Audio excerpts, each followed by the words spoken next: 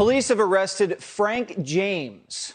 This is the guy accused of unleashing hell on a crowded subway yesterday morning, shooting 10 and injuring 23 in a flurry of gunfire and smoke bombs. The shooter called the police on himself as he calmly strolled around the city for 29 hours, even popping into a McDonald's. Just got a number 3. They took him into custody without a fight. Police have not yet released a motive, but here at Primetime, we've been doing some investigating and found some very disturbing videos on his social media pages where he's just spewing black nationalist ideology. Quote, "White people and black people, as we call ourselves, should not have any contact with each other." In another video, he said, "A factory reset on humanity is needed in order for you to have any thought of having a effing future. There are people, white people in this country, because I'm getting tired of you, and I'm black." He continued, quote, "I am so happy. I have a sense of joy. I've seen a side to human beings, and they need to die. They need to suffer and drop effing dead." He went on to celebrate the confirmation of Judge Ketanji Brown, but the fact that she was married to a white guy made him furious. Quote, "Yeah, our black sister, Supreme Court Justice, power to the people, is married to an effing white man. I don't believe this bleep." In one video, he can be seen outside screaming at unsuspecting people just walking down the street. Quote, "F you and your white ass too, you white racist mother effer. You're something less than human today. You shouldn't even exist. You're a crime against effing nature, you Spanish-speaking mother effer." For years, this freak was letting the world know his deepest, darkest thoughts. And big tech never flagged it. They consider themselves the speech police of what's right and wrong to post. Saying gender is real is considered hate speech online. But kill whitey is just fine? And of course, this guy, Frank James, has a long rap sheet. His arrest history in New York is 9 prior arrests dating from 1992 to 1998. Those include possession of burglary tools 4 times, criminal sex act, theft of service 2 times. He was arrested on a New Jersey warrant. He also has a criminal tampering. He has 3 arrests in New Jersey in 1991, 1992, and 2007. They are for trespass, larceny, and disorderly conduct.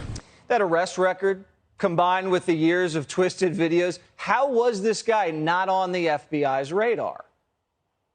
There has been some reports that FBI holdings to date had a tie to Mr. James. I want to be very clear that to date we have found no record of an investigation of Frank R. James by an FBI office before the shooting yesterday. Reports that FBI's New Mexico field office previously investigated him are inaccurate. The FBI has been busy framing Trump and militia kidnappers, missing dangerous radicals just right under their nose. If you watch the mainstream media, you'd have no idea black nationalists even exist. As soon as the press realizes the attacks don't fit their narrative, they bury the story. Remember the Waukesha massacre, where Darrell Brooks rammed his SUV through a Christmas parade, injuring 62 and killing 6? Brooks also has a lengthy record and shared plenty of posts on social media calling for violence against white people, saying Hitler was right, and comparing cops to the Klan. We reached out to the FBI to see if they figured out what his motive was for plowing down innocent civilians, and the FBI referred us to local authorities who haven't gotten back to us. Last April, Noah Green rammed his car into 2 officers at the nation's capital, killing one of the officers. He was a follower of that outspoken anti-Semite Louis Farrakhan. And in Louisville, Quintez Brown, who was once honored by Barack Obama and made appearances on MSNBC, was arrested for trying to assassinate a Jewish mayoral candidate, Craig Greenberg. A local BLM chapter bailed him out soon after posting 100 Gs. He supported armed militant groups online and talked about revolutionary communism and black nationalism. And these are far from isolated incidents. Corey Ali Muhammad, David Anderson, and Micah Xavier Johnson all had ties to black nationalism and all murdered many in their cities. The FBI failed to stop any of these people, and the media refuses to cover the story. To them, the only domestic terrorists wear red hats. That's why I've said I don't really think there are two parties in this country anymore. One is a semi-governing party called the Democrats, and the other is a dime store front for a terrorist organization called MAGA. That is the real problem here. It's no longer about lies and disinformation. It's about having our sitting government take an active role in controlling dangerous people who do not believe in democracy anymore.